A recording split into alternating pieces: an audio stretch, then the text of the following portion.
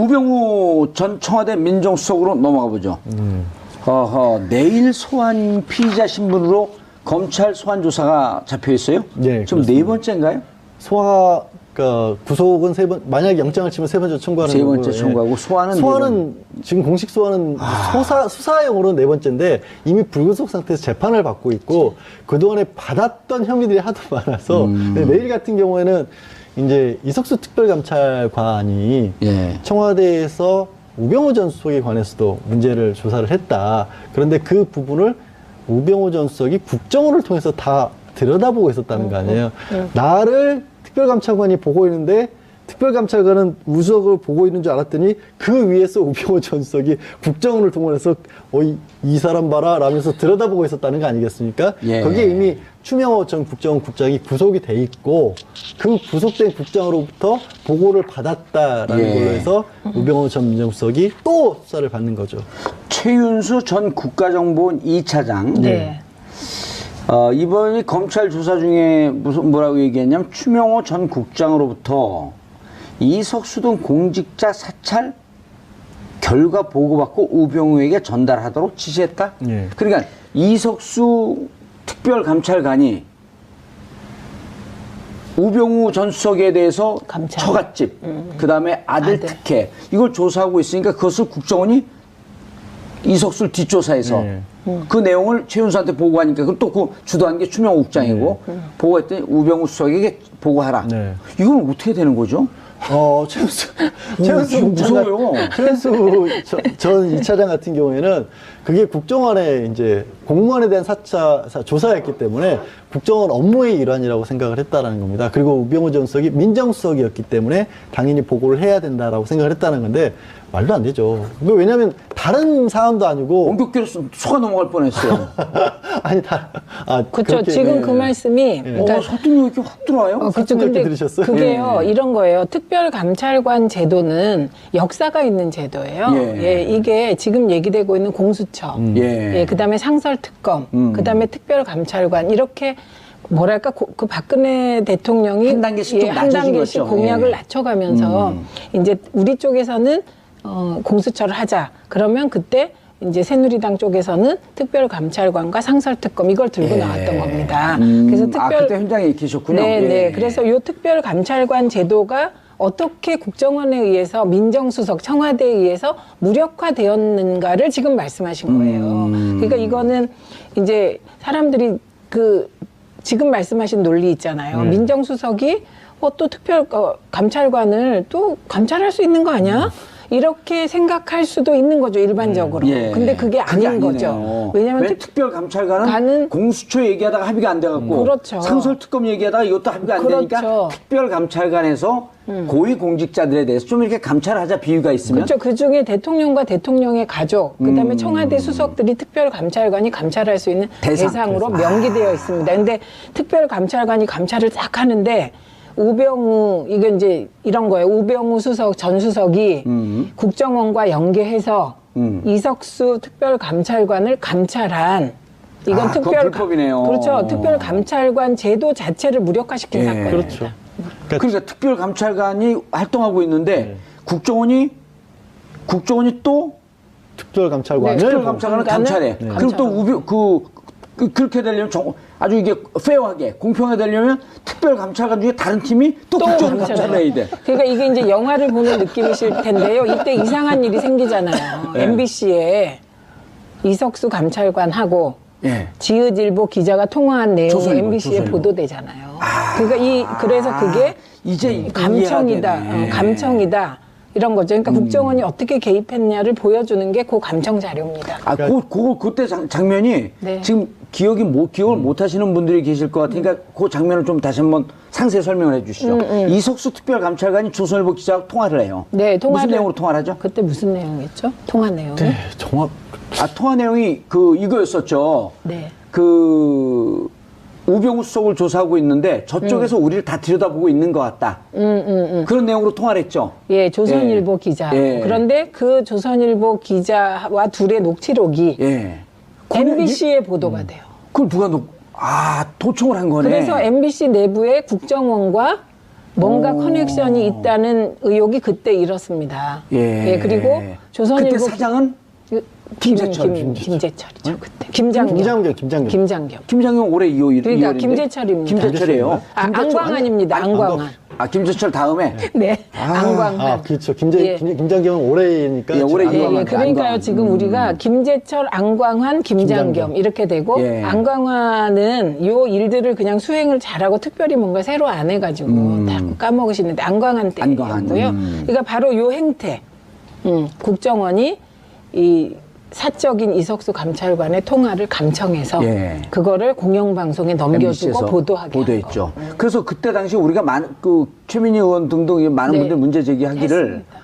그 이석수 감찰관이 그때 검찰에서 뭐라니 이석수 감찰관이 기밀을 유출했다? 네. 근데 기밀을 유출한 거 어떻게 하라고 도청을 했니? 그걸 따져야지 기밀 유출한 것만 문제 삼았고 이석수 감찰관을 직위해제시킨 거 아니에요? 직위해제한 거죠. 그러니까 이게 특별감찰관 제도의 무력화 과정에 불법적인 도감청이 있었다. 국정원에 요거까지 확인이 돼요. 그게 이제 그 국정원의 도감청을 주도한 게 추명호 국장이었고. 그렇죠. 이제는 나오네요, 그림이. 추명호 국장이었고, 추명호 국장이 최은수 2차장한테 보고하니까, 잘했어. 우병우 수석에게 보고해. 그렇죠. 근데 추명호 국장과 우병우 전 수석과도 직접적으로도 연락을 하는 관계였었고요. 이건 무슨 법에 해당하나요? 이제 그 우병우 수석이 이게. 우 전 수석 같은 경우는 만약에 이게 이제 우 전 수석이 배후에 있는 게 맞다면 지금 현재 추명호 전 국장 같은 경우에는 국정원법상 정치 관여 그리고 직권 남용 이런 공모니까 공범이 되는 거네요. 그게 뒤에서 알았다면 공범이 될 수 있는 거죠. 이제 오늘 조사를 통해서 정말로 알았느냐인데 알았을 가능성이 굉장히 높은 게 우병우 수석은 내일 그 수사 받지 않나요? 내일인데 소환이요. 예. 계속 우리 그냥 근데 우병우 수석이 빨리 들어오고 싶은 마음에 소환 조사 받고 싶은 심정에 그 심정 충분히 이해합니다. 거기에 이제 국회에서의 위증죄도 추가가 되겠죠. 왜냐하면 추명호 전 국장에 대해서 잘 아느냐 그랬더니 몇 번 만난 사이다. 전화는 몇 번 했느냐 그랬더니 전화도 몇 번 안 한 것 같다라고 분명히 국회에서 얘기를 했었는데 이번에 수사를 하면서 보니까 정말 수시로 수백 통의 통화를 했던 것으로. 그 사람이 몇 번이라고 한 수백 통을 몇 번이라고 그런 거겠죠. 그러니까 단위가 달라요. 우기겠죠. 오늘 진짜 많이 배웁니다. 아니 근데 오늘 진짜 많이 지금 배웁니다. 이제 우병우 전 수석 같은 경우 이제 우리가 최고의 법꾸라지를 김기춘 전 실장이라고 얘기했는데 진짜 청출어람했다는 거 아닙니까? 그럼요. 그래서 이게 국민 모두에게 열패감을 준 사건이에요. 우병우 전 수석이 분명히 뭔가 많이 잘못한 것 같은데 번번이 구속영장이 이게 기각되니까 이분은 진짜 단지 법꾸라지가 아니라 법 위에 군림하는 치외법권의 무슨 그 신 같은 느낌까지 있었거든요. 근데 이번에 되게 국민들이 보시기에 속 시원한 장면이 있었습니다. 그런데 최 전 차장이 지금 최 전 차장은 구속이 됐나요? 아니요. 최은수 국장은 아직 최은수 차장, 추명호 국장은 구속이 됐고요. 최은수 전 차장은 아직 구속이 안 된 걸로 알고 있는데. 제도 안 돼도 진술 제대로 하고 있어요 지금 보니까. 그 특별감찰관을 불법 사찰한 걸 이석수 특별감찰관뿐만 아니라 문화체육관광부 간부 등까지도. 그때 문화체육부 간부들 같은 경우에는 우병우 전 수석의 지시가 있었다 없었다 얘기는 있지만 문체부 간부들이 그 최순실 씨의 정유라 승마 관련해서도 그 얘기를 제대로 들어주지 않아서 그 조사를 똑바로 못했다 그래서 이미 박 전 대통령에서 이른바 찍힌 사람들이 있었지 않습니까? 그 사람들을 걸러내는 과정에서 하나의 압력수단으로 결국에는 국정원을 동원해서 사찰한 게 아니냐 하는 부분도 좀 들여다보고 있는 거죠. 근데 사실은 이 얘기를 하다 보면요, 그냥 어떻게 보면은 우병우 전 수석이 가지고 있었던 온갖 영향력들을 다 보여주는 것 같아요. 근데 추명호도 처음에 구속영장 청구했을 때 기각됐잖아요. 추명호, 추선이 둘 다. 그렇네요. 그런 일이 있어서 우병우와 관계 있는 사람은 다 구속영장이 기각된다 이렇게 된 건데 그 이유가 뭐였냐면 이렇게 우리가 이제 검찰이 수색을 하잖아요. 그러면 그 전에 누군가가 수색한다고 알려준 것 같은. 그것도 기획 검사가 나왔잖아요. 그런데 이번에 불시에 우병우 압수수색을 했잖아요. 막. 그러니까 그 준비 없이 차량에 있는 모든 이제 수색 자료, 그 다음에 핸드폰을 압수당한 거잖아요. 그러니까 이번에는 이제 숨길 수가 없겠죠. 그러니까 그 이유가 말씀하신 것처럼 이번엔 또 굉장히 충격적인 게 드러난 거죠. 그러니까 추명호 전 국장이 구속 상태에서 수사를 받고 있으면 그 내용을 몰라야 되잖아요. 그 내용을 검찰에 간부한 사람이 쪼르륵 우병우 전 수석과 최은수 전 이차장에게 보고를 했다는 거 아니겠습니까? 그리고 우 전 수석 같은 경우에는 직접적으로 지금 최은수 차장이랑 통화를 하게 되면 관련이 있다는 것이 또 거기서 드러날 수 있기 때문에 변호사를 통해서 그것도. 변호사를 통해서 하고 그 안에 중간에 그 검찰 검사가 간부가 끼어서 있고. 이건 정말 황당한 일이에요. 예. 검사가 수사 내용을 바깥의 변호인에게 그것도 이거는 이거 뭐라고 해야 되죠? 아니 그리고 그게 범죄 한 명이 집단이에요. 아닐 수도 있다. 지금 아, 이 한 얘기잖아. 명이 그렇죠. 그렇죠. 예, 그게 이제 기득권 세력의 반동이라고 하는 건데. 네. 그런데 이제 어제 이석수 특별감찰관이 우병우 재판에 증인으로 출석했어요. 아우, 이게 한편의 영화 드라마 같아요. 인생은 시비의 쌍곡선이 만나는 것 같아요. 그렇죠. 예. 그러니까 이석수 특별감찰관은 그런 생각을 했을 것 같아요. 대한민국에서요 대통령 주변 인물을 수사할 수 있는 권한을 부여받았다는 건 그렇죠 정말 어마어마한 건데 그렇죠. 그런 인물이 우병우 한번 잘못 건드렸다가 기자하고 통화 한 번 했다고 날아갔던 사람 아니겠어요? 인생 못 될 뻔하고 욕할 뻔했어요. 근데 우전석이 이게 이런 인생 똥날 뻔했어요. 예. 무슨 이상한 상상하시는 거 아니에요? 제가 인생 똥날 뻔했다고요. 네. 아, 똥났죠 이미. 예. 제가 무슨 얘기하고 있었죠? 이석수가 잘못 건드려서 변호사 사법고시 어떻게 붙으셨지? 그런 것도 기억이 안 되죠. 그게 아니에요. 너무 훅훅 들어오셔서 그래요. 근데 이제 그런 얘기를 들었다는 거예요. 그 감찰을 시작하고 나서 여러 번 우전수석 내지는 민정수석실로부터 감찰을 하고 있다는 걸 알고 있다는 언질도 받았고 시그널을 받고 두 사람이 우전수석이 1년 선배예요. 저걸 보면서 재밌어요. 예. 그렇죠. 감찰에 대해서 불편하다는 전화도 받았고 우전수석이 직접적으로 이 가족회사 정강, 그러니까 정강이라는 회사를 따로 만들어가지고 본인이 받는 수익이나 이런 부분, 차도 정강 이름으로 사용하고 뭐 비자금도 정강을 가지고 만들었다라는 얘기가 나오니까 그 얘기를 수사를 감찰을 했다라는 것을 또 우전석이 안 거죠. 그리고 말도 살벌하겠네요. 선배가 나한테 이럴 수 있냐. 언론이 뭐 문제 제기해도 다음 주면 조용해지는데 왜 하느냐. 근데 이건 역시도 되게 황당한 게요.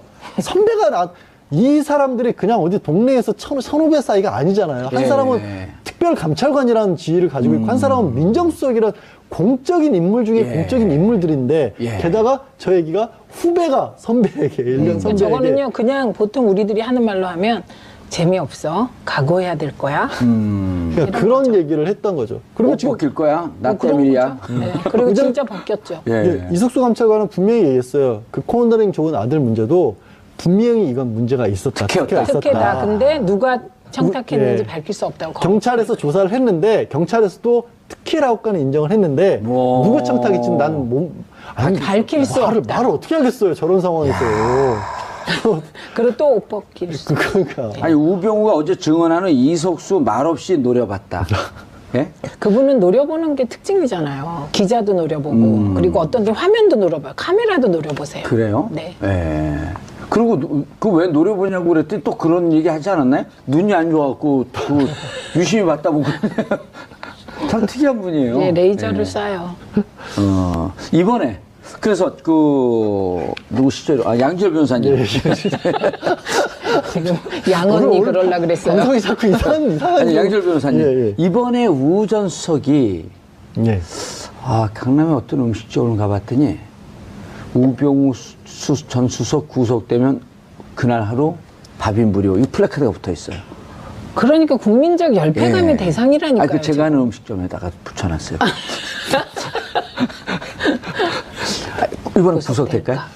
그래서 이제 일단 추명호 전 국장이 어떤 얘기를 하느냐에 따라 다르겠지만 추 국장이 구속이 됐다라는 것은 공범으로 적시만 된다면 연결고리만 찾으면 구속될 가능성이 굉장히 높았고요. 아마 휴대폰 아까 말씀하신 압수수색한 내용 같은 것도 법무부 감찰이 들어갔잖아요. 중간에 기획 검사가 있기 때문에 김모 검사 수사 내역이 유출됐는지 이제 본인은 그걸 부정하고 있거든요. 그 부분도 확인을 해야겠죠. 그런 것들이 나온다면 첫 번째 혐의 사실이 굉장히 명백히 지는 거고 두 번째 수사 내용까지 유출됐다는 건 증거인멸 가능성이 굉장히 높아진다는 거죠. 그래서 구속 가능성은 높은데 이전에도 구속 가능성은 높았어요, 사실. 그래서 장담은 제가 차마 못 드리겠습니다. 법원을 믿어봐야 되겠죠? 그냥 장담하세요, 이번에. 그럴까요? 네. 박근혜 전 대통령 궐석 재판.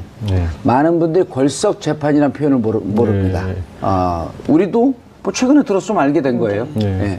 그냥 벌석은 결석 재판이라고 생각하시면 돼요. 근데 왜 걸석이라고 써요? 자리가 비었다라는 표현인 건데요. 아, 보궐 이럴 때? 저 거리시. 아, 거리시. 네. 근데 그 거리시 이런 게 일본식 표현이죠. 일본식 사실은. 그러니까 표현이죠. 저희 유감스럽지만 우리 본문에 나와 있는 것들이 아직도 일본식 한자 표현이 굉장히 많거든요.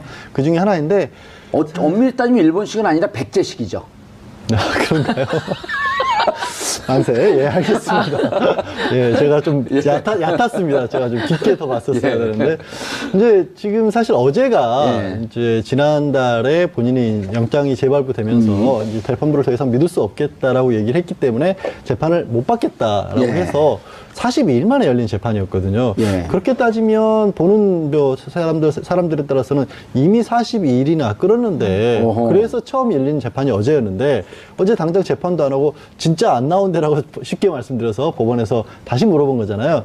그러니까 골석 재판을 하는 이유가 피고인이 정당한 이유 없이 출석을 안 하고 또 예. 피고인을 그런데 강제로 소환하기가 어려울 때에 해당할 때 골석 재판을 할 수 있는데 일단 불출석 사유서로는 건강 상태가 너무 좋지 않다 라면서 진단서 같은 걸 냈거든요. 예. 근데 구치소 측에서 얘기를 한 거는 뭐 허리도 안 좋고 뭐 무릎 관절이나 이런 데가 좀 안 좋다라는 건 맞는데 예. 실제로 재판을 못 받을 정도는 아니다. 다만 구치소에서는 전직 대통령이기 때문에 우리가 그렇다고 강제로 끌고 갈 수는 없지 않느냐라고 얘기를 보냈어요. 그러면 두 가지 사유가 정당한 이유 없이 또 이 강제로 소환하기 어려운 사정에 해당하고 그럼에도 불구하고 어제 바로 재판한 건 아니고 예. 한 번 더 얘기를 한 거죠. 어제도 안 나왔죠? 어제도 안 나왔죠. 어제도 한 거 안 나와서 골석 재판을 하게 되면 예. 앞으로 그러니까 피고인이 겪게 될 불이익이 있을 수 있다. 왜 이런 얘기를 하냐면 사실 진짜 불이익이 있어서가 아니라 나중에 재판이 결과해 놓고 마음에 들지 않을 때 빌미를 주기 싫어서.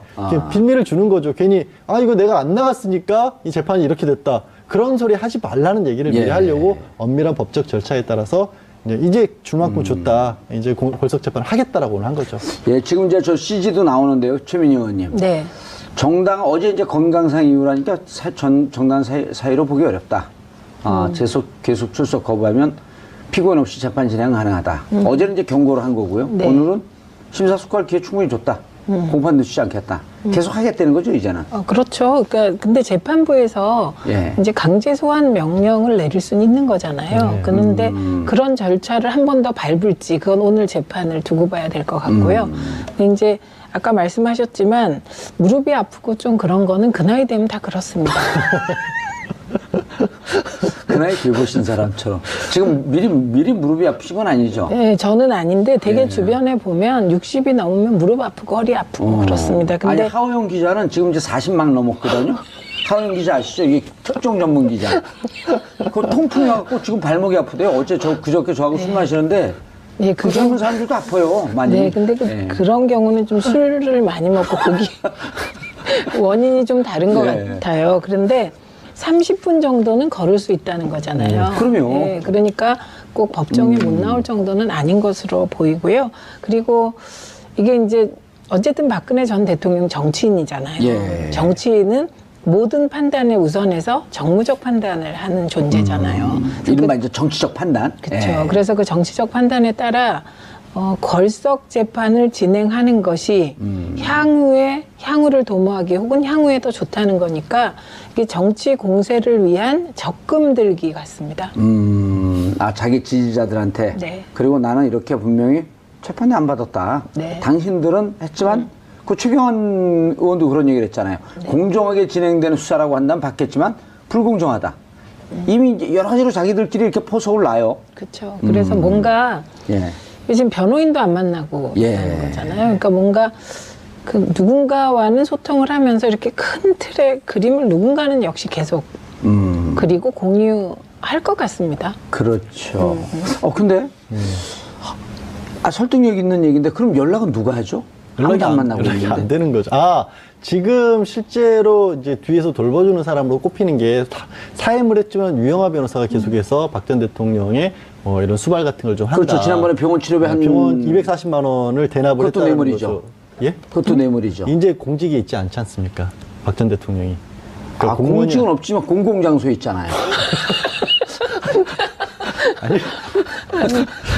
계속해서 저한테 새로운 법칙을 가르쳐 주시는군요. 뭔가 시험을 다시 치르는 기분이 들고 있습니다. 예. 순간 진짜인가 하고 좀 아니, 혹시 공공장소에서. 사후수뢰죄에 해당이 되나? 아니 만주 변호사가 더 셀 수도 있어요. 아니, 우리는 국민들과 시청자들 눈높이에서 예, 딱 그런 고민들을 다 하거든요. 예, 그러니까 시청자분들이 혼돈하실까 일단 공무원을 공인은 떠났고 아니고, 국민도 예. 아니고 혹시라도 대통령 시절에 뭔가를 해주고 그 대가를 지금 도를 받았다면 이건 이제 부정처사 후 수뢰죄로 처벌을 하지만 사후 뇌물죄. 예, 사후 뇌물죄가 있지만 이거는 그런 경우에 해당하진 않고요. 일단 말씀드린 것처럼 유영호 변호사가 병원비도 대납을 해줬고 또 무엇보다 박 전 대통령이 재산이 상당히 있지 않습니까? 예. 현금도 10억 원 넘게 신고를 했었고 지난번에 집 팔고 이사 가면서도 한 30억가량 차익도 생겼고 그런 걸 누가 관리해 주냐는 궁금증은 되게 많은데 그 부분을 알려지진 않고 있지만 이제 가장 유력한 인물로 거론된 게 유영하 변호사고요.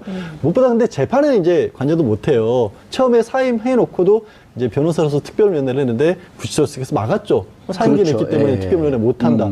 지금은 특별면회를 할 수 있는 게 이제 5명의 국선 변호사밖에 없는데 누구죠? 한번 예, 소개를 좀 해주시죠. 지금 나온 분들이 어제 처음 공개를 했어요. 예. 이분들 혹시 미리 알려지면 또 본인들에게도 불리할까봐 그래서 조용건 변호사, 남현우, 강철구, 김혜영, 박승길 이렇게 지금 5명이 선임이 됐는데요. 예. 앞에 조용건 변호사는 연세도 꽤 있죠. 예. 62이고 15기인데 어허. 변호사 생활을 31년을 하신 거고요. 예. 경력이 좀 특이하세요. 뭐냐면 환경부 공무원으로 한 10년가량을 생활을 하다가 오호. 다시 나와서 개업을 했다가 지금으로는 서울중앙지방법원 앞에 국선전담 사무실이 있습니다. 예. 그 국선전담 사무실에 30명가량의 변호인 중에서 한 명으로 활동을 하고 있는데 굳이 제가 말씀드린 이유는 뭐냐면 공직을 겪어봤기 때문에 예. 이번 사건처럼 청와대 내의 공직과 관련된 분야도 알고 있고 예.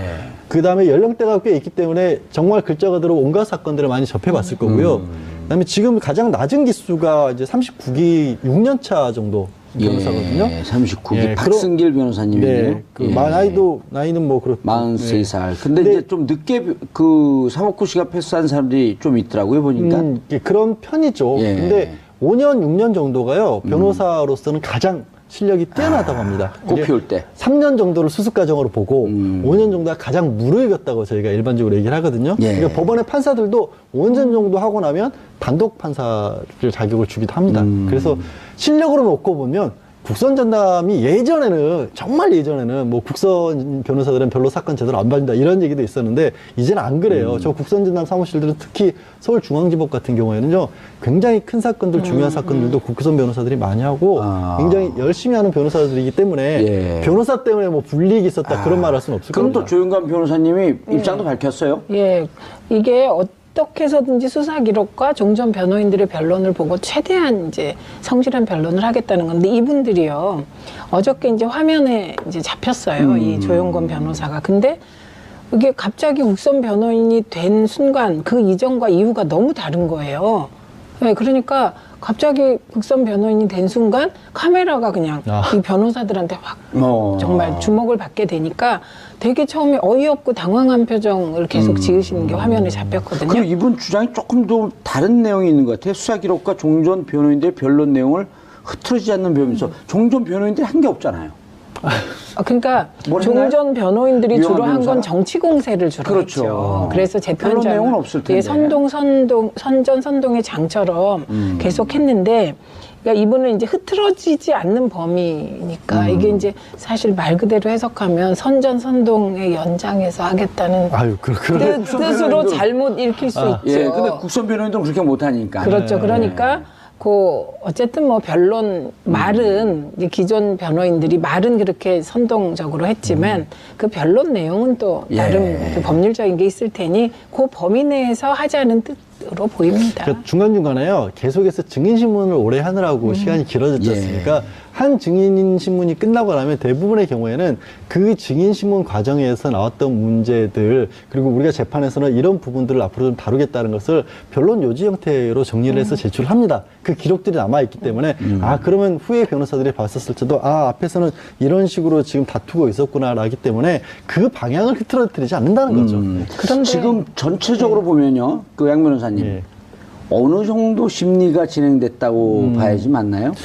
이거 사건으로 놓고 보면 예. 실 개수로 놓고 보면은 많이 안 끝났어요. 한 주요 과정 중에서 한 18개였죠. 예, 18개인데 그중에 법원이 정리하는 것은 16개 정도로 16개. 묶었고 예, 법률 위반은 5개 항목이었고. 예. 근데 이제 중요한 뇌물죄 같은 경우는 거의 다 심리가 끝났습니다. 그렇기 때문에 조금 상대적으로 낮은 것들 있죠. 뭐 공무상 기밀 누설이라든가 직권남용 같은 부분들 또 얼마 전에 이제 차은택 씨가 그 포레스코츠로부터 광고사 잠탈하고 그 광고 관련 전문인원을 넣는 그런 과정에도 관여를 했다라고 공범으로 얘기를 했거든요. 그 부분도 박 전 대통령이 남아 있는데 제가 그 재판이 끝났다는 말씀을 드린 이유는 뭐냐면 뇌물에 관해서는 이미 어느 정도 정리가 끝났고요. 가장 큰 게 뇌물죄이기 때문에 삼성과 최순실, 네. 박근혜 대통령 네. 삼각고리. 네, 그리고 나머지 것들은 비교적 작은 혐의들은 이미 다른 재판들에서부터 다 결론이 나오고 있는 상황이라서 혐의 자체로는 10개가 넘게 남아있지만 심리를 하기로는 그렇게까지 많은 게 남아있지 않다는 게 중론입니다. 굳이 정량평가를 하면은 정량평가를 하면 30, 40% 정도 남았다고 봐야 될까요? 30, 40% 정도. 그리고 이제 그거는 중요한 쟁점은 다 피해간 거기 때문에 시간만 좀 지나면 정리가 될 거로 보입니다. 수순을 그대로 밟아가면 예. 되고 또 아까 이제 정치쟁점이라는 말씀을 하셨는데 지난 변호인들의 전략 중에 하나는 그 검찰의 공소장에 나온 인물은 모두 불러서 얘기를 직접 들어봐야겠다였는데 아하. 네, 그렇게까지는 안 하지 않을까. 그렇죠. 이제 국선 벌써 변호인들은. 재판이 오르기 때문에. 근데 좀 황당할 것 같아요. 국선 변호인들이. 왜냐하면 보통 변호는 피고를 변호하는 거잖아요. 그렇죠. 그럼 가장 중요한 게 피고를 만나는 거잖아요. 그래야 변호를 하잖아요. 이제 못 만나잖아요. 네, 안 근데 만나려고. 안 만나주잖아요. 그러니까 이 서류만 보고 또 뭐 여러 가지를 고려하겠지만 피고가 앉을 책상을 변호하면 되겠죠, 이제. 근데 책상님 어떻게 생각하십니까? 의장님은 또 견해 같으신가요? 오늘 또 새로운 법을 자꾸 저를 공부를 많이 하게 만드시는데. 근데 그거는요, 예. 그것도 역시 박 전 대통령은 정치적으로 뭐라고 할지 몰라도 별로 그게 크게 도움이 나용이 요용이 안 될 것 같은 게 기존에도요, 많이들 접하셨다시피 변호인 선임은 됐어도 만날 수 있는 건 유영하 변호사밖에 맞아요. 없었어요. 그래서 실제로 박 전 대통령의 의사가 뭐였는지도 확인도 못하고 거의 유영하 변호사가 끌고 가는 대로 근데 갔거든요. 왜 그 변호사 생활 오래 하셨잖아요. 예. 기자 생활도 오래 하셨고. 기자와 변호사의 감을 좀 합하면 뭔가 답이 나오거든. 왜 그랬어요? 도대체. 기본적으로 본인이 전적으로 신뢰하고 내 말을 그대로 따라준다고 생각되는 사람 한 사람이면 충분하다고 생각했죠. 그러니까 변호의 가장 중요한 거는 본인이 생각하는 게 아니라 그래도 변호사가 봤었을 때 유불리를 따져봐서 이런 부분들을 좀 정리를 하자. 이거는 다투고 이거는 인정하십시다. 이렇게 가는 거거든요. 근데 그런 과정을 거치지 않고 내가 봤을 때는 이게 맞아. 라는 걸 가장 충실하게 이행해 줄 수 있는 사람 한 사람이면 족하다고 봐요. 이런 경우가 없죠. 아예 재판하다. 그렇죠. 이런 경우는 변호사 사임하죠. 그리고 그거는 변호사가 아니죠, 역할이. 그렇죠, 사실은. 그냥 집사. 아니 대변인. 아, 대변인. 정확한 네, 정치 대변인 대변인, 거죠. 정치 대변인 네. 거죠. 그리고 이제 또 뭐 생활도 다 도와주고. 네. 그 변호사가 원래 그 안에 있는 사람들 심경 관리를 또 해줘야 되거든요. 그렇죠. 그러니까 그리고 변호사한테 다 털어놓고 그래야 되는데 그런 게 쉽지가 않은 모양이에요. 그러니까 변호사는 어떤 사건이 터진 피고는 주관적일 수밖에 없거든요. 그러니까 그 얘기를 듣고 객관화시켜서 변호하는 건데 객관화시키지 못하고 그대로 전달하라는 거니까 좀 자괴감도 있을 것 같아요. 다른 변호사들. 정말 중요한 부분을 지적을 하신 것 같아요. 저희가 잘 아는 사람, 가까운 친구 이런 경우는 웬만해서는 실제로 사건이 터져도 잘 안 맡으려고 해요. 그러면 동조가 돼서 예. 꼭 이 사람이 얘기를 하면 가깝다 보면 이 사람 말이 절대적으로 옳은 것처럼 들리거든요. 근데 그게 결과가 좋게 이어지지 않아서 근데 유영하 변호사는 아시다시피 변호 업무보다 정치에 주로 매진을 그렇죠. 해오신 예. 분이라 처음 형사 변호인으로 지난해 탄핵 이전에 선임됐을 때부터 저거 잘못된 방향이라는 얘기를 변호사들은 다 했거든요. 검사 출신이죠, 유영하 변호사. 검사 출신. 짧게 했잖아요, 검사를. 예, 검사 출신이었고 뭔가 약간 부적절한 걸로 징계를 받고 나와서 그 다음부터는 이제 정치 정치를 활동을 했는데 했었고 국가인권위원도 예, 국가인권위원이 당선된 것은 이제 박 전 대통령 어떤 일이 있는지 모르겠지만 지역구까지 찾아다니면서 박 전 두 대통령이 번이나. 두 번이나 지금 그게 예전에 새누리당에서도 없다 그러더라고요. 네. 유영하 변호사 말고 국가인권위원회. 그런데도 당선이 안 되니까 국가인권위원회를 위원으로 시켜서 그 유영하 변호사가 3번인가 떨어졌죠, 국회의원에. 네. 3번인가 떨어지는데 그 선거운동할 때 박근혜 전 대통령이 직접 가서 선거운동을 해줬다는 거예요? 네, 대통령 두 전에. 번이나 갔다고. 두 번이나? 대통령 이전에 예. 당대표 시절에 2번이나 가서 야, 그럼 지원을 선거 한 여왕이었고 거죠. 우리가 그 할 때 박근혜 전 대표가 저도 그 선거할 때 온 걸 봤거든요. 그 지역에 바람이 불어요. 근데도 실패하기 위한 변호사예요. 네, 그러니까 다시 구제해서 국가인권위원으로 임명을 했습니다. 낙선 전문 후보인가 본데요. 근데 더 웃긴 거는 이제 그러고 나서 그 옥룡이 나르시아 사태 때 그때도 또 한번 원래는 공천을 받으려고 했는데 그것 때문에 공천을 제대로 못 받아가지고 또 국회에 못 들어오신 개인적으로 불행한 정치인이시죠. 그래서 거기 아니죠. 공천 국가는 파동이 본인은 그 불행할 수 있어도 국가는 행복할 수 있었죠. 아, 예, 알겠습니다. 네. 그분도 그런 분 들어오면 큰일 날 뻔했어요. 예? 뭐 소신 있으시니까 나름대로. 자, 그런데 이제 재밌는 게 재판부가 강력하게 경고를 했어요. 분리할 수 있다. 네. 그리고 이거 재판부는 좌우를 다 쳐내고 가는 거 아니에요? 오로지 법리적 판단만 하겠다. 네. 근데 분리할 수 있다. 이런데도 뭐 분리하든 말든 난. 그러니까 이건 이제 재판부의 마음과 박근혜 전 대통령 마음이 이제 완전히 셈법이 다른 겁니다. 재판부는 저는 뭐 이제 오늘 또 걸석 재판을 하게 되면 진행을 할지 아니면 소환 명령을 할지 이것도 또 재판부는 가능하면 판결 이후에 나올 후유증을 최소화하는 방향으로 선택을 할 거고요. 예. 이제 박근혜 대통령은 안 나가면서 또 정치적 계산을 하게 되는 거죠. 그래서 완전히 지금은 이상하게 재판부와 맞서는, 그러니까 이제 박근혜 전 대통령이 이게 처음에는 언론하고 맞서고, 그 다음에는 국민과 맞서고, 그 다음엔 촛불과 맞서고, 그 다음에는 진박을 제외한 나머지와 맞서다가 이제 특검하고도 맞서고 검찰하고도 맞섰잖아요. 그러니까 재판부하고. 네, 이제는 재판부하고 이 기대결을 하고 있는. 그러니까 마지막에 운명과 맞설 것 같아요. 네, 운명과 맞선다는 표현 너무 문학적이어가지고 잠시 무섭잖아요. 심쿵했습니다. 운명에 순응하면서 살아야 되는데. 그래서 지난해에는 사실 변호사들이 많이 이제 법조인들이 그런 얘기를 했었어요. 어떻게 저렇게 대통령인데 수사도 다 거부하고 헌법재판소도 안 나오고 이러면 헌법질서 다 부정한 건데. 그래서 이제 탄핵까지 사실 헌법재판소 탄핵 결정문에도 그 부분도 적시가 됐지 않습니까? 대통령이 이런 부분을 보여서 그래서 걱정을 한 게 국민들이 이런 좋지 않은 모습에 악영향을 받을까 걱정을 했었는데 그게 너무 심해지니까 이제 국민들도 뭐 알전히 지지하는 분들도 있지만 이제는 전혀 아유 저거는 저래서는 저게 안 좋은 거라는 이제 국민도 그 설명을 해버린 것 같아요. 그런데요, 그분이 한 거에 영향을 받는 분들이 계세요. 저는 그게 진박들인 것 같아요. 그래서 최경환 의원이 이번에 검찰 소환 원래 오늘인데 과감하게 탁 거부하잖아요. 그렇죠. 진짜 진박 같아요. 네. 말도 똑같잖아요. 네. 그런데 이제 그 조금 그 합리적이고 이제 말이 통하는 이 보수 이런 분들 만나면 국회에서 그 12월 9일 날 탄핵 소추안이 가결됐을 때 그때 사실은 대통령 측을 사임하면서 모든 것은 내가 안고 가겠다. 내가 책임지겠다.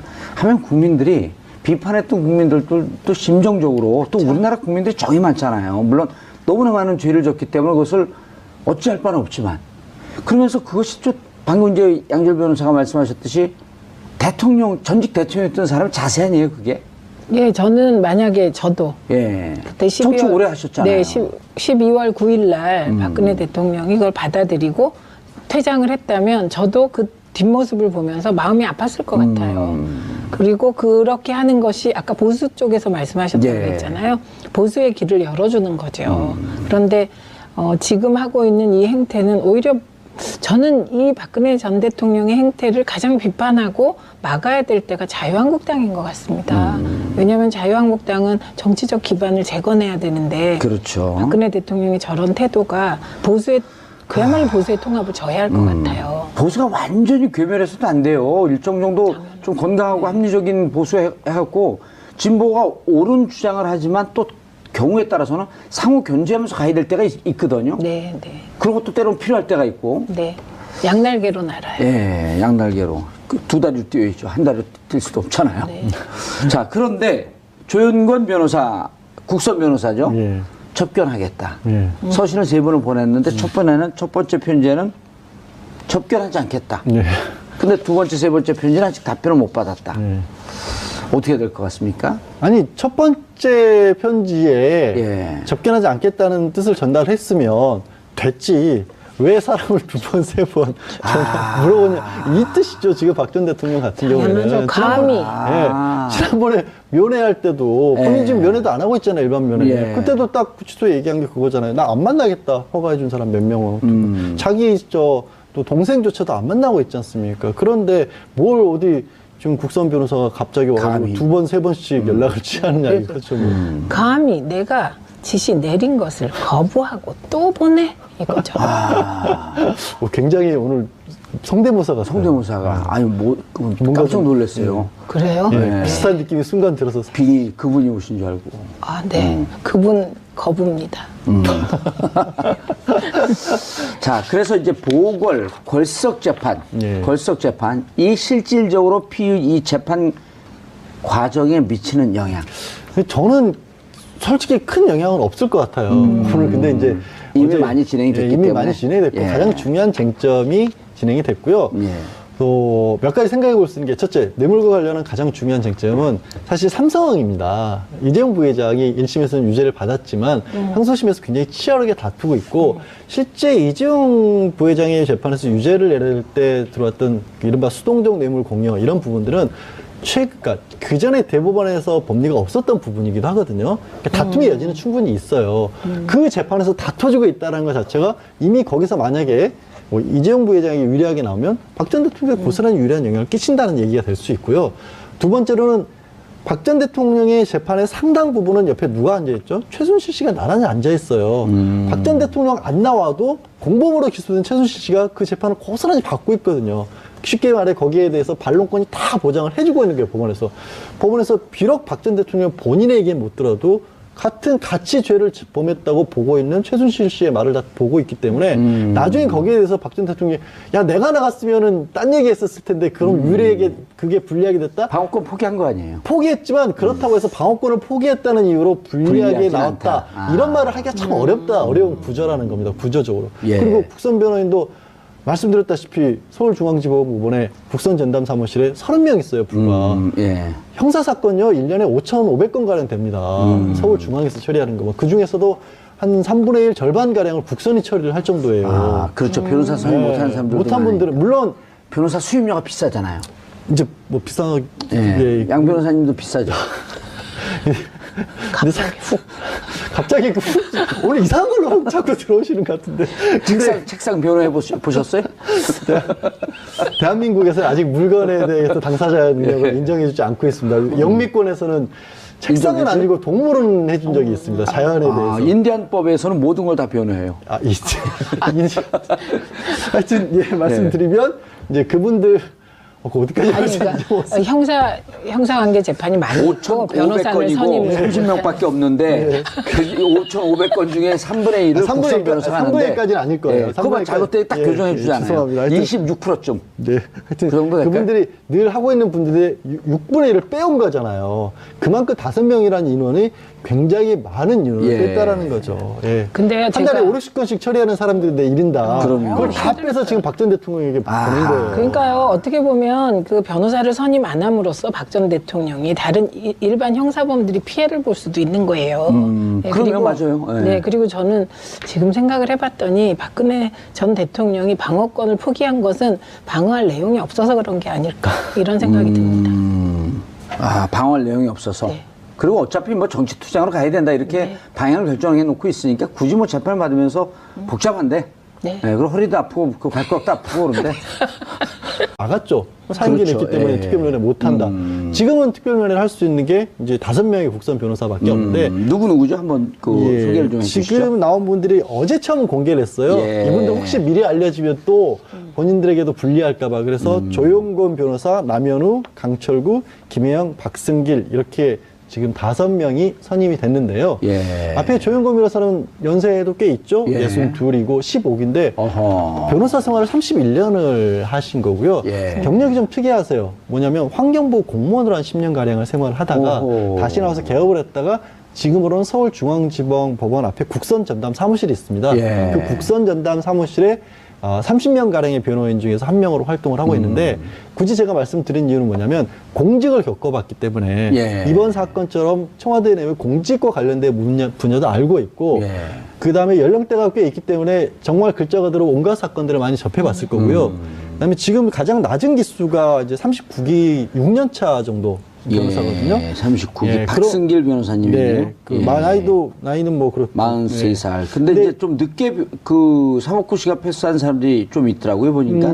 그런 편이죠. 예. 근데 5년, 6년 정도가요, 변호사로서는 가장 실력이 뛰어나다고 합니다. 꽃피울 때. 3년 정도를 수습 과정으로 보고 5년 정도가 가장 무르익었다고 저희가 일반적으로 얘기를 하거든요. 예. 그러니까 법원의 판사들도 5년 정도 하고 나면 단독 판사를 자격을 주기도 합니다. 그래서 실력으로 놓고 보면 국선 전담이 예전에는 정말 예전에는 뭐 국선 변호사들은 별로 사건 제대로 안 봐준다 이런 얘기도 있었는데 이제는 안 그래요. 저 국선 전담 사무실들은 특히 서울중앙지법 같은 경우에는요 굉장히 큰 사건들 중요한 사건들도 국선 변호사들이 많이 하고 굉장히 열심히 하는 변호사들이기 때문에 예. 변호사 때문에 뭐 불이익이 있었다 그런 말 할 수는 없을 그럼 겁니다. 또 조윤관 변호사님이 입장도 밝혔어요? 예, 이게 어떻게 해서든지 수사 기록과 종전 변호인들의 변론을 보고 최대한 이제 성실한 변론을 하겠다는 건데 이분들이요 어저께 이제 화면에 이제 잡혔어요 이 조영건 변호사가. 근데 이게 갑자기 국선 변호인이 된 순간 그 이전과 이후가 너무 다른 거예요. 네, 그러니까 갑자기 국선 변호인이 된 순간 카메라가 그냥 이 변호사들한테 확 정말 주목을 받게 되니까 되게 처음에 어이없고 당황한 표정을 계속 지으시는 게 화면에 잡혔거든요. 그리고 이분 주장이 조금 더 다른 내용이 있는 것 같아요. 수사 기록과 종전 변호인들의 변론 내용을 흐트러지지 않는 배우면서 종전 변호인들이 한 게 없잖아요. 그러니까 뭘 종전 변호인들이 주로 유한 한 건 변호사가? 정치 공세를 주로 그렇죠. 했죠. 그래서 그런 내용은 없을 텐데. 선전선동의 장처럼 계속 했는데 그러니까 이분은 이제 흐트러지지 않는 범위니까 이게 이제 사실 말 그대로 해석하면 선전선동의 연장에서 하겠다는 뜻으로 잘못 읽힐 수 있죠. 예, 근데 국선 변호인들은 그렇게 못하니까. 그렇죠. 그러니까 어쨌든 뭐 변론 말은 이제 기존 변호인들이 말은 그렇게 선동적으로 했지만 그 변론 내용은 또 나름 그 법률적인 게 있을 테니 그 범위 내에서 하자는 뜻으로 보입니다. 그러니까 중간중간에요 계속해서 증인신문을 오래 하느라고 시간이 길어졌지 않습니까? 한 증인신문이 끝나고 나면 대부분의 경우에는 그 증인신문 과정에서 나왔던 문제들 그리고 우리가 재판에서는 이런 부분들을 앞으로 좀 다루겠다는 것을 변론 요지 형태로 정리를 해서 제출합니다. 그 기록들이 남아있기 때문에 그러면 후에 변호사들이 봤었을 때도 앞에서는 이런 식으로 지금 다투고 있었구나라기 때문에 그 방향을 흐트러뜨리지 않는다는 거죠. 그런데 지금 전체적으로 보면요. 그 양 변호사님. 어느 정도 심리가 진행됐다고 봐야지 맞나요? 이거 사건으로 놓고 보면 실 개수로 놓고 보면은 많이 안 끝났어요. 한 주요 과정 중에서 한 18개였잖아요. 18개인데 그중에 법원이 정리하는 것은 16개 정도로 묶었고 법률 위반은 5개 항목이었고. 근데 이제 중요한 뇌물죄 같은 경우는 거의 다 심리가 끝났습니다. 그렇기 때문에 조금 상대적으로 낮은 것들 있죠. 뭐 공무상 기밀 누설이라든가 직권남용 같은 부분들 또 얼마 전에 이제 차은택 씨가 그 포레스코츠로부터 광고사 잠탈하고 그 광고 관련 전문 인원을 넣는 그런 과정에도 관여를 했더라 공범으로 얘기를 했거든요. 그 부분도 박 전 대통령이 남아 있는데 제가 그 재판이 끝났다는 말씀을 드린 이유는 뭐냐면 뇌물에 관해서는 이미 어느 정도 정리가 끝났고요. 가장 큰 게 뇌물죄이기 때문에 삼성과 최순실, 박근혜 대통령 삼각고리. 그리고 나머지 것들은 비교적 작은 혐의들은 이미 다른 재판들에서부터 쫙 결론이 나오고 있는 상황이라서 혐의 자체로는 10개가 넘게 남아있지만 심리를 하기로는 그렇게까지 많은 게 남아있지는 않다는 게 중론입니다. 굳이 정량평가를 하면은? 정량평가를 하면 30, 40% 정도 남았다고 봐야 될까요? 30, 40% 정도. 그리고 이제 그거는 중요한 쟁점은 다 피해간 거기 때문에 시간만 좀 지나면 정리가 될 거로 보입니다. 수순을 그대로 밟아가면 되고 또 아까 이제 정치 쟁점이라는 말씀을 하셨는데 지난 변호인들의 전략 중에 하나는 그 검찰의 공소장에 나온 인물은 모두 불러서 얘기를 직접 들어봐야겠다였는데 그렇게까지는 안 할지 않을까. 그렇죠. 이제 벌써 재판이 고르기 때문에. 근데 좀 황당할 것 같아요. 국선 변호인들이. 왜냐하면 보통 변호는 피고를 변호하는 거잖아요. 그렇죠. 그럼 가장 중요한 게 피고를 만나는 거잖아요. 그래야 변호를 하잖아요. 이제 못 만나잖아요. 근데 안 만나주잖아요.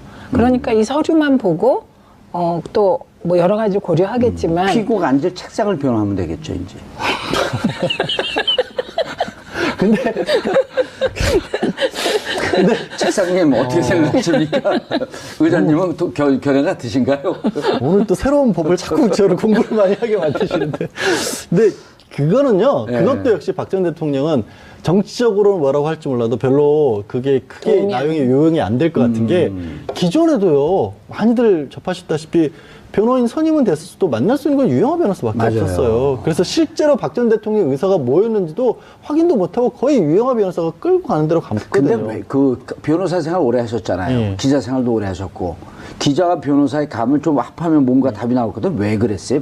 도대체. 기본적으로 본인이 전적으로 신뢰하고 내 말을 그대로 따라준다라고 생각되는 사람 한 사람이면 충분하다고 생각했죠.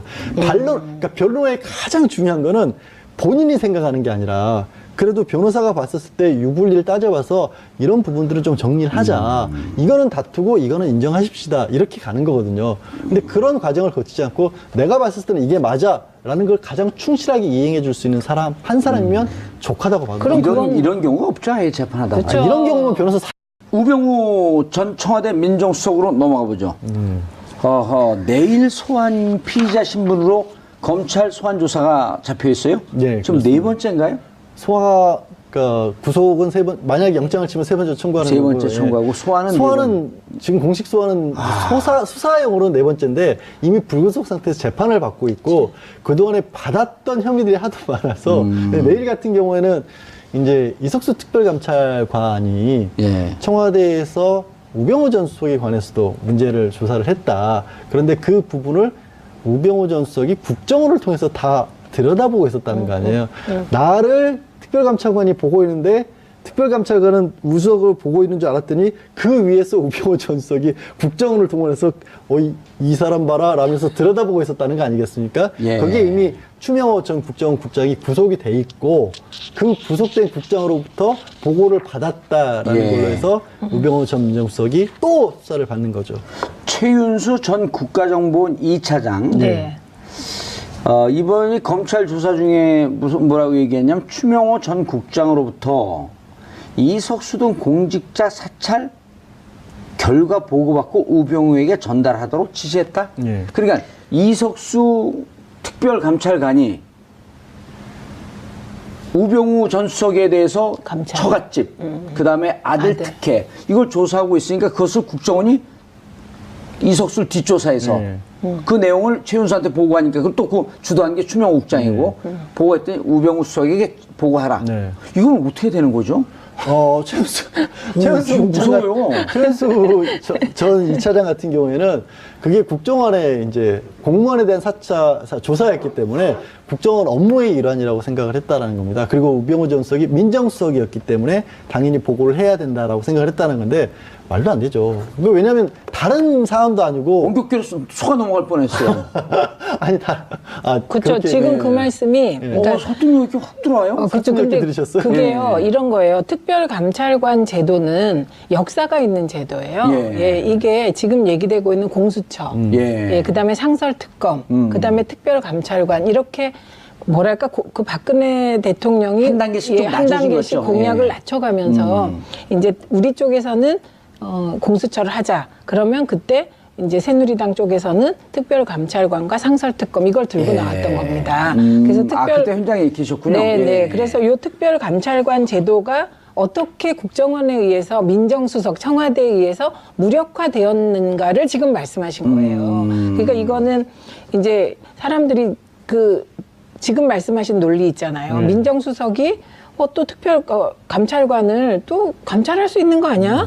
이렇게 생각할 수도 있는 거죠, 일반적으로. 예. 근데 그게 아닌 아니네요. 거죠. 왜냐면 특별감찰관은 공수처 얘기하다가 합의가 안 돼갖고 그렇죠. 상설특검 얘기하다가 이것도 합의가 안 되니까 그렇죠. 특별감찰관에서 고위공직자들에 대해서 좀 이렇게 감찰하자 비유가 있으면 그렇죠. 그중에 대통령과 대통령의 가족, 그다음에 청와대 수석들이 특별감찰관이 감찰할 수 있는 대상으로 명기되어 있습니다. 근데 특별감찰관이 감찰을 딱 하는데 우병우 이건 이제 이런 거예요. 우병우 수석 전 수석이 국정원과 연계해서 이석수 특별감찰관을 감찰한 이건 그건 불법이네요. 그렇죠. 특별감찰관 제도 자체를 무력화시킨 사건입니다. 그렇죠.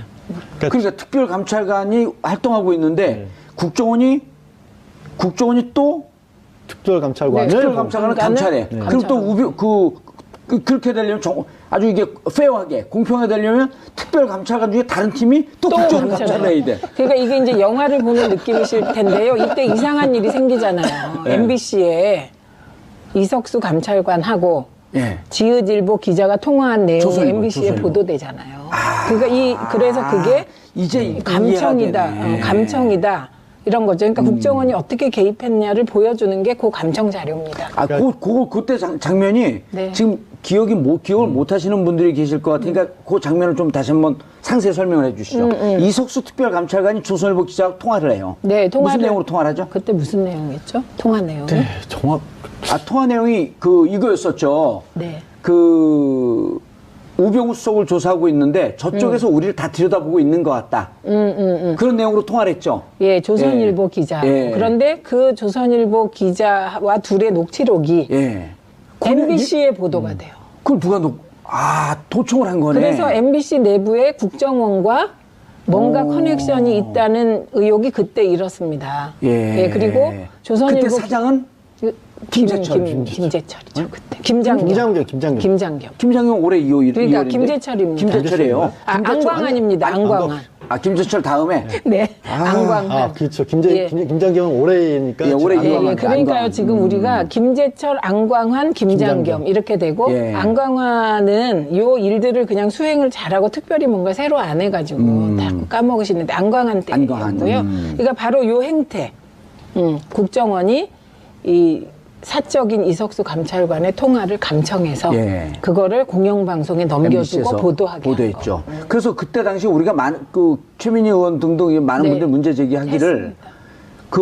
이석수 감찰관이 그때 검찰에서 뭐라니 이석수 감찰관이 기밀을 유출했다? 네. 근데 기밀을 유출한 거 어떻게 하라고 도청을 했니? 그걸 따져야지 기밀 유출한 것만 문제 삼았고 이석수 감찰관을 직위해제시킨 거 아니에요? 직위해제한 거죠. 그러니까 이게 특별감찰관 제도의 무력화 과정에 불법적인 도감청이 있었다. 국정원에 요거까지 확인이 돼요. 그게 이제 그 국정원의 도감청을 주도한 게 추명호 국장이었고. 그렇죠. 이제는 나오네요, 그림이. 추명호 국장이었고, 추명호 국장이 최은수 2차장한테 보고하니까, 잘했어. 우병우 수석에게 보고해. 그렇죠. 근데 추명호 국장과 우병우 전 수석과도 직접적으로도 연락을 하는 관계였었고요. 이건 무슨 법에 해당하나요? 이제 우병우 수석이 이게. 우 전 수석 드러난 같은 마당에? 경우는 만약에 이게 이제 우 전 수석이 배후에 있는 게 맞다면 지금 현재 추명호 전 국장 같은 경우에는 국정원법상 정치 관여 그리고 직권 남용 이런 공모니까 공범이 되는 거네요. 그게 뒤에서 알았다면 공범이 될 수 있는 거죠. 이제 오늘 조사를 통해서 정말로 알았느냐인데 알았을 가능성이 굉장히 높은 게 우병우 수석은 내일 수사받지 않나요? 내일인데 소환이요. 예. 계속 우리 그냥 근데 우병우 수석이 빨리 들어오고 싶은 마음에 소환 조사 받고 싶은 심정에 근데 그 심정 충분히 이해합니다. 거기에 이제 국회에서의 위증죄도 추가가 되겠죠. 왜냐하면 추명호 전 국장에 대해서 잘 아느냐 그랬더니 몇 번 만난 사이다. 전화는 몇 번 했느냐 그랬더니 전화도 몇 번 안 한 것 같다라고 분명히 국회에서 얘기를 했었는데 이번에 수사를 하면서 보니까 정말 수시로 수백 통의 통화를 했던 것으로. 그 사람이 몇 번이라고 한 수백 통을 몇 번이라고 그런 거겠죠. 그러니까 단위가 달라서. 우기겠죠. 오늘 진짜 많이 배웁니다. 아니 근데 오늘 진짜 많이 지금 배웁니다. 이제 우병우 전 수석 같은 경우 이제 우리가 최고의 법꾸라지를 김기춘 전 실장이라고 얘기했는데 진짜 청출어람했다는 거 아닙니까? 그럼요. 그래서 이게 국민 모두에게 열패감을 준 사건이에요. 우병우 전 수석이 분명히 뭔가 많이 잘못한 것 같은데 번번이 구속영장이 이게 기각되니까 이분은 진짜 단지 법꾸라지가 아니라 법 위에 군림하는 치외법권의 무슨 신 같은 느낌까지 있었거든요. 근데 이번에 되게 국민들이 보시기에 속 시원한 장면이 있었습니다. 예. 그런데 최 전 차장이 지금 최 전 차장은 구속이 됐나요? 아니요. 최은수 국장은 아직 최은수 차장. 추명호 국장은 구속이 됐고요. 최은수 전 차장은 아직 구속이 안 된 걸로 알고 있는데. 예. 돼도 안 돼도 진술 제대로 하고 있어요. 지금 보니까. 특별감찰관을 불법 사찰한 걸 이석수 특별감찰관뿐만 아니라 문화체육관광부 간부 등까지도 그때 문화체육부 간부들 같은 경우에는 우병우 전 수석의 지시가 있었다 없었다 얘기는 있지만 문체부 간부들이 최순실 씨의 정유라 승마 정유라 관련해서도 승마. 그 얘기를 제대로 들어주지 않아서 그 조사를 똑바로 못했다 해서 이미 박 전 대통령에서 이른바 찍힌 사람들이 있었지 않습니까? 그 사람들을 걸러내는 과정에서 하나의 압력수단으로 결국에는 국정원을 동원해서 사찰한 게 아니냐 하는 부분도 좀 들여다보고 있는 거죠. 근데 더 사실은 이 얘기를 하다 보면요, 그냥 어떻게 보면은 우병우 전 수석이 가지고 있을 때 온갖 영향력들을 다 보여주는 것 같아요. 아니, 그 추명호도 처음에 구속영장 청구했을 때 기각됐잖아요. 추명호, 추선이 둘 다. 아, 그렇네요. 네, 그런 일이 있어서 우병우와 관계 있는 사람은 다 구속영장이 기각된다 이렇게 된 건데 그 이유가 뭐였냐면 이렇게 우리가 이제 검찰이 수색을 하잖아요. 그러면 그 전에 누군가가 수색한다고 알려준 것 같은. 그것도 기획 뭐 검사가 나왔잖아요. 그런데 이번에 불시에 우병우 압수수색을 했잖아요. 막. 그러니까 그 준비 없이 차량에 있는 모든 이제 수색 자료, 그다음에 핸드폰을 압수당한 거잖아요. 그러니까 이번에는 이제 숨길 수가 없겠죠. 그러니까 그 이유가 말씀하신 것처럼 이번엔 또 굉장히 충격적인 게 드러난 거죠. 그러니까 추명호 전 국장이 구속 상태에서 수사를 받고 있으면 그 내용을 몰라야 되잖아요.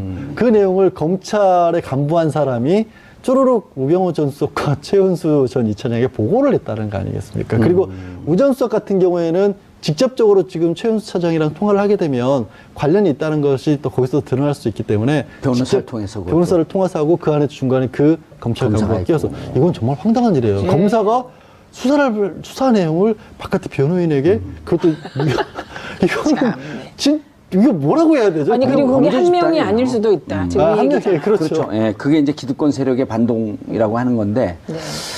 그런데 이제 어제 이석수 특별감찰관이 우병우 재판에 증인으로 출석했어요. 아우, 이게 한편의 영화 드라마 같아요. 인생은 희비의 쌍곡선이 만나는 것 같아요.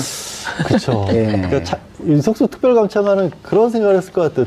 대한민국에서요, 대통령 주변 인물을 수사할 수 있는 권한을 부여받았다는 건 그렇죠, 정말 어마어마한 건데. 그렇죠. 그런 인물이 우병우 한번 잘못 건드렸다가 기자하고 통화 한 번 했다고 날아갔던 사람 아니겠어요? 인생 못 될 뻔하고 욕할 뻔했어요.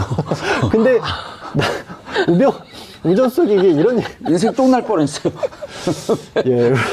무슨 이상한 상상하시는 거 아니에요? 인생 똥날 뻔했다고요. 네. 똥났죠 이미.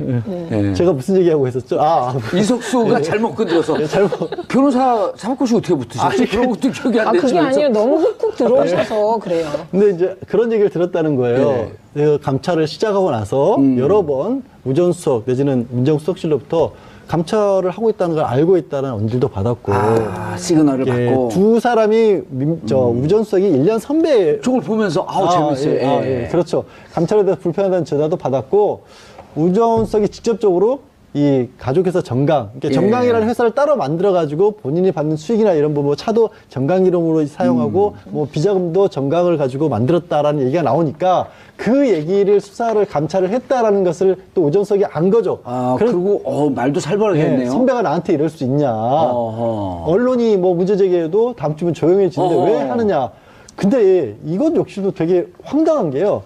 선배가 이 사람들이 그냥 어디 동네에서 선후배 사이가 아니잖아요. 한 사람은 특별감찰관이라는 지위를 가지고 있고 한 사람은 민정수석이란 공적인 인물 중에 공적인 인물들인데 게다가 저 얘기가 후배가 선배에게 1년 선배에게 저거는요 그냥 보통 우리들이 하는 말로 하면 재미없어 각오해야 될 거야 그러니까 그런 얘기를 했던 거죠. 그리고 지금 벗길 거야 나 때문이야. 그리고 진짜 벗겼죠. 이석수 감찰관은 분명히 얘기했어요. 그 코너링 좋은 아들 문제도 분명히 이건 문제가 있었다. 특혜다. 근데 누가 청탁했는지 밝힐 수 없다고. 경찰에서 조사를 했는데 경찰에서도 특혜라고까지 인정을 했는데 누구 청탁인지 밝힐 수 없다. 말을 어떻게 하겠어요. 저런 상황에서.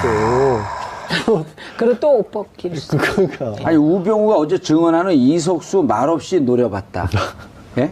그분은 노려보는 게 특징이잖아요. 기자도 노려보고 그리고 어떤 데 화면도 노려봐요. 카메라도 노려보세요. 그래요? 네.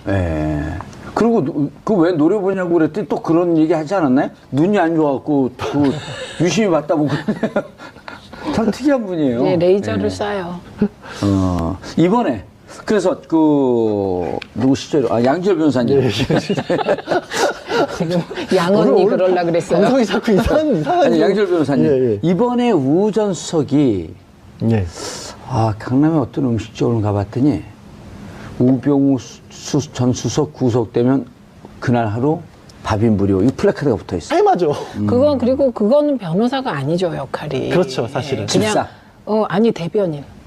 대변인. 정확한 네, 정치 대변인 대변인, 정치 대변인 네. 거죠. 그리고 이제 또 뭐 생활도 다 도와주고. 네.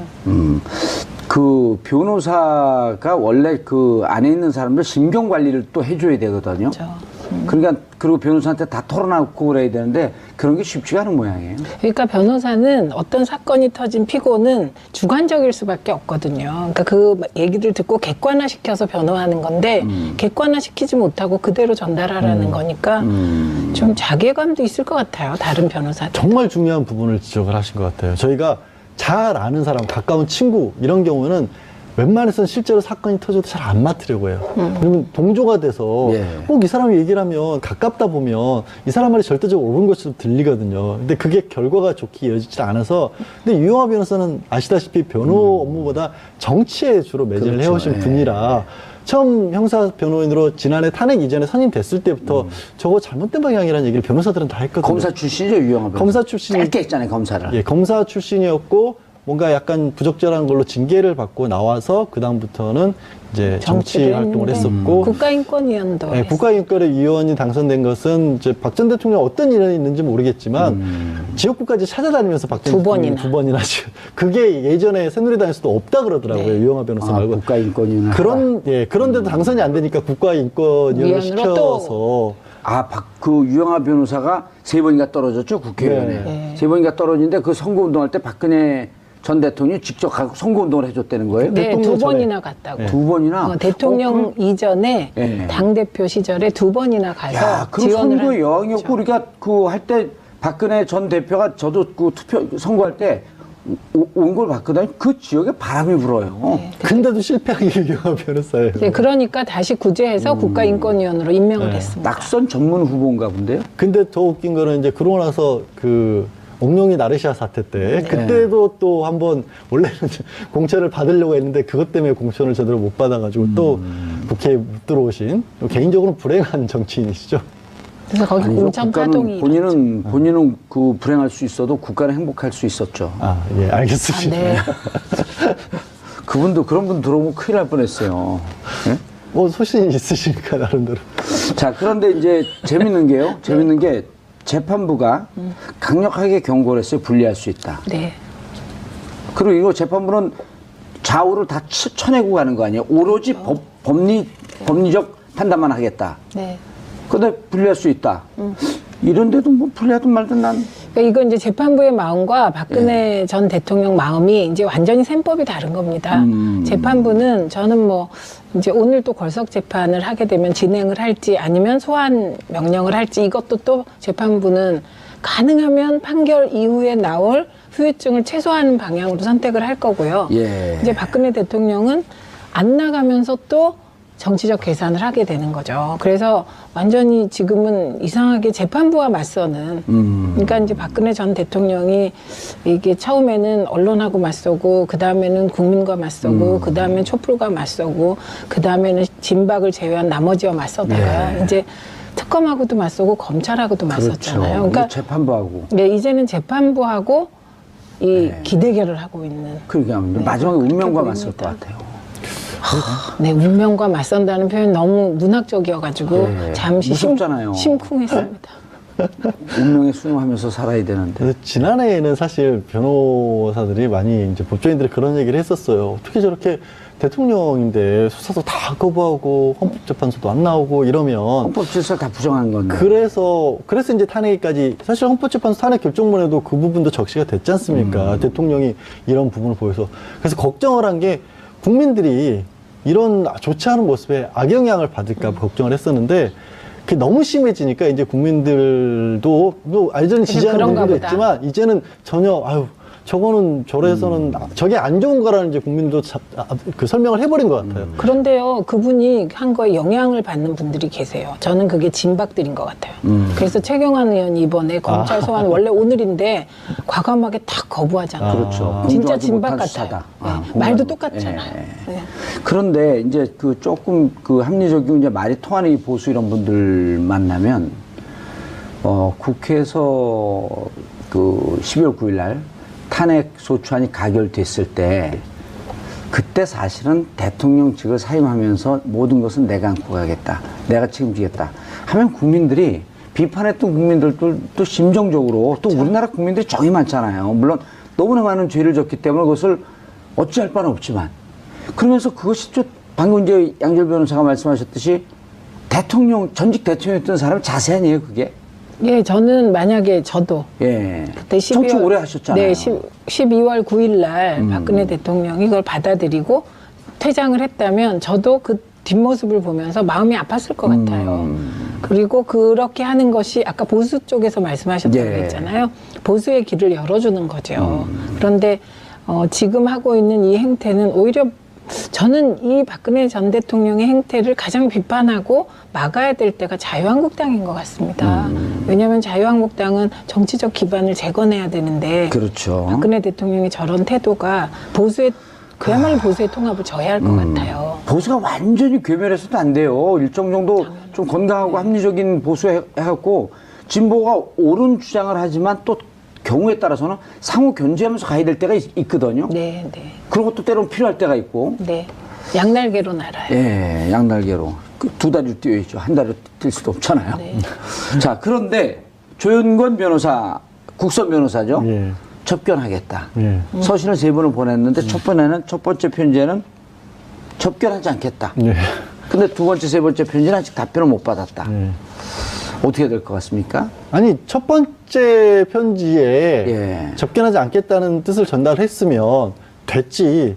왜 사람을 2번, 3번 물어보냐. 이 뜻이죠. 지금 박 전 대통령 같은 경우에는. 당연하죠. 감히. 예. 지난번에 면회할 때도 본인 지금 면회도 안 하고 있잖아요. 일반 면.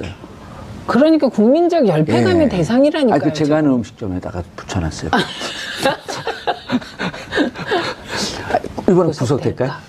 그래서 이제 일단 추명호 전 국장이 어떤 얘기를 하느냐에 따라 다르겠지만 추 국장이 구속이 됐다라는 것은 공범으로 적시만 된다면 연결고리만 찾으면 구속될 수 있는 가능성이 굉장히 높았고요. 아마 휴대폰 아까 말씀하신 그리고 압수수색한 내용 지금 같은 법무부 것도 감찰이 들어갔잖아요. 예. 중간에 기획 검사가 있기 때문에 그렇죠. 김모 검사. 수사 내역이 유출됐는지 이제 본인은 그걸 부정하고 있거든요. 그 부분도 확인을 해야겠죠. 그런 것들이 나온다면 첫 번째 혐의 사실이 굉장히 명백히 지는 거고 두 번째 수사 내용까지 유출됐다는 건 증거인멸 가능성이 굉장히 높아진다는 거죠. 그래서 구속 가능성은 높은데 이전에도 구속 가능성은 높았어요, 사실. 예. 그래서 장담은 제가 차마 못 드리겠습니다. 법원을 믿어봐야 되겠죠? 그냥 장담하세요, 이번에. 아, 그럴까요? 네.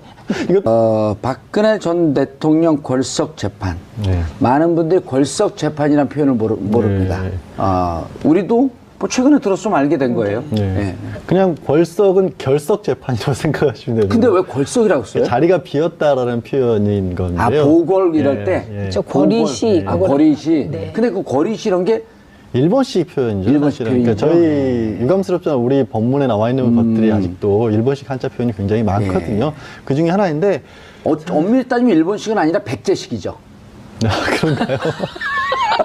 만세. 예, 알겠습니다. 예, 제가 좀 얕았습니다. 제가 좀 깊게 더 봤었어야 예. 되는데. 이제 지금 사실 어제가 예. 이제 지난달에 본인이 영장이 재발부되면서 이제 재판부를 더 이상 믿을 수 없겠다라고 얘기를 했기 때문에 재판을 못 받겠다라고 예. 해서 42일 만에 열린 재판이었거든요. 예. 그렇게 따지면 보는 사람들에 따라서는 이미 42일이나 끌었는데 어허. 그래서 처음 열린 재판이 어제였는데 어제 당장 재판도 안 하고 진짜 안 나온대라고 쉽게 말씀드려서 법원에서 다시 물어본 거잖아요. 그러니까 골석 재판을 하는 이유가 피고인이 정당한 이유 없이 출석을 안 하고 또 예. 피고인을 그런데 강제로 소환하기가 어려울 때에 해당할 때 골석 재판을 할 수 있는데 일단 불출석 사유서로는 건강 상태가 너무 좋지 않다 라면서 진단서 같은 걸 냈거든요. 예. 근데 구치소 측에서 얘기를 한 거는 뭐 허리도 안 좋고 뭐 무릎 관절이나 이런 데가 좀 안 좋다라는 건 맞는데 예. 실제로 재판을 못 받을 정도는 아니다. 다만 구치소에서는 전직 대통령이기 때문에 우리가 그렇다고 강제로 끌고 갈 수는 없지 않느냐라고 얘기를 보냈어요. 그러면 두 가지 사유가 정당한 이유 없이 또 이 강제로 소환하기 어려운 사정에 해당하고 그럼에도 불구하고 어제 바로 재판한 건 아니고 예. 한 번 더 얘기를 한 거죠. 어제도 안 나왔죠? 어제도 안 나왔죠. 어제도 한 번 안 나와서 골석 재판을 하게 되면 예. 앞으로 그러니까 피고인이 겪게 될 불이익이 있을 수 있다. 왜 이런 얘기를 하냐면 사실 진짜 불이익이 있어서가 아니라 나중에 나중에 재판이 결과해 놓고 마음에 들지 않을 때 빌미를 주기 싫어서.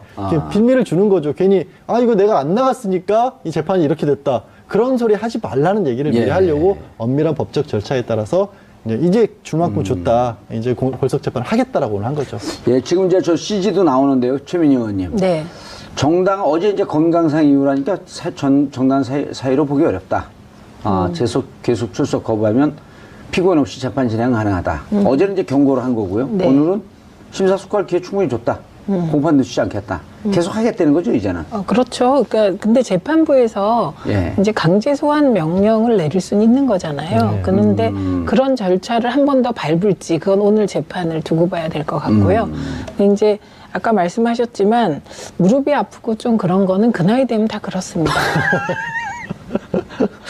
그 나이 긁으신 사람처럼. 지금 미리 무릎이 아프신 건 아니죠? 네, 저는 아닌데 되게 주변에 보면 60이 넘으면 무릎 아프고 허리 아프고 그렇습니다. 근데 아니, 하호영 기자는 지금 이제 40막 넘었거든요? 하호영 기자 아시죠? 이게 특종 전문 기자. 그 통풍이 와갖고 지금 발목이 아프대요. 어제 그저께 저하고 술 마시는데 네, 그 젊은 사람들도 아파요, 많이. 네, 근데 그런 경우는 좀 술을 많이 먹고 고기 원인이 좀 다른 것 같아요. 그런데 30분 정도는 걸을 수 있다는 거잖아요. 그럼요. 네, 그러니까 꼭 법정에 못 나올 정도는 아닌 것으로 보이고요. 그리고 이게 이제 어쨌든 박근혜 전 대통령 정치인이잖아요. 예. 정치인은 모든 판단에 우선해서 정무적 판단을 하는 존재잖아요. 이른바 이제 정치적 판단. 그렇죠. 그래서 그 정치적 판단에 따라 걸석 재판을 진행하는 것이 향후를 도모하기 혹은 향후에 더 좋다는 거니까 이게 정치 공세를 위한 적금 들기 같습니다. 자기 지지자들한테. 네. 그리고 나는 이렇게 분명히 재판에 안 받았다. 네. 당신들은 했지만 그 최경환 의원도 그런 얘기를 했잖아요. 공정하게 진행되는 수사라고 한다면 받겠지만 불공정하다. 이미 이제 여러 가지로 자기들끼리 이렇게 포석을 놔요. 그렇죠. 그래서 뭔가 예. 요즘 변호인도 안 만나고 있는 거잖아요. 그러니까 뭔가 그 누군가와는 소통을 하면서 이렇게 큰 틀의 그림을 누군가는 역시 계속 그리고 공유할 것 같습니다. 그렇죠. 근데 설득력 있는 얘기인데 그럼 연락은 누가 하죠? 아무도 안 만나고 연락이 있는데. 안 되는 거죠. 지금 실제로 이제 뒤에서 돌봐주는 사람으로 꼽히는 게 사임을 했지만 유영하 변호사가 계속해서 박 전 대통령의 이런 수발 같은 걸 좀 한다. 그렇죠. 지난번에 병원 치료비 한 병원 240만 원을 대납을 그것도 했다는 뇌물이죠. 거죠. 예? 그것도 뇌물이죠. 이제 공직이 있지 않지 않습니까? 박 전 대통령이. 그러니까 공직은 없지만 공공장소에 있잖아요. 계속해서 저한테 새로운 법칙을 가르쳐 주시는군요. 뭔가 시험을 다시 치르는 기분이 들고 있습니다. 예. 순간 진짜인가 하고 좀 혹시 사후수뢰죄에 해당이 되나? 아니 만주 변호사가 더 셀 수도 있어요. 우리는 국민들과 시청자들 눈높이에서 딱 그런 고민들을 다 하거든요. 예, 그러니까 시청자분들 혼돈하실까 일단 공무원은 공인은 아니고, 국민도 아니고 혹시라도 대통령 시절에 뭔가를 해주고 그 대가를 지금 도를 받았다면 이건 이제 부정처사 후 수뢰죄로 처벌을 하지만 사후 뇌물죄. 사후 뇌물죄가 있지만 이거는 그런 경우에 해당하진 않고요. 일단 말씀드린 것처럼 유영하 변호사가 병원비도 대납을 해줬고 또 무엇보다 박 전 대통령이 재산이 상당히 있지 않습니까? 현금도 10억 원 넘게 신고를 했었고 지난번에 집 팔고 이사 가면서도 한 30억가량 차익도 생겼고 그런 걸 누가 관리해 주냐는 궁금증은 되게 많은데 그 부분을 알려지진 않고 있지만 이제 가장 유력한 인물로 거론된 게 유영하 변호사고요. 무엇보다 근데 재판은 이제 관여도 못 해요. 처음에 사임해 놓고도 이제 변호사로서 특별면회를 했는데 구치소에서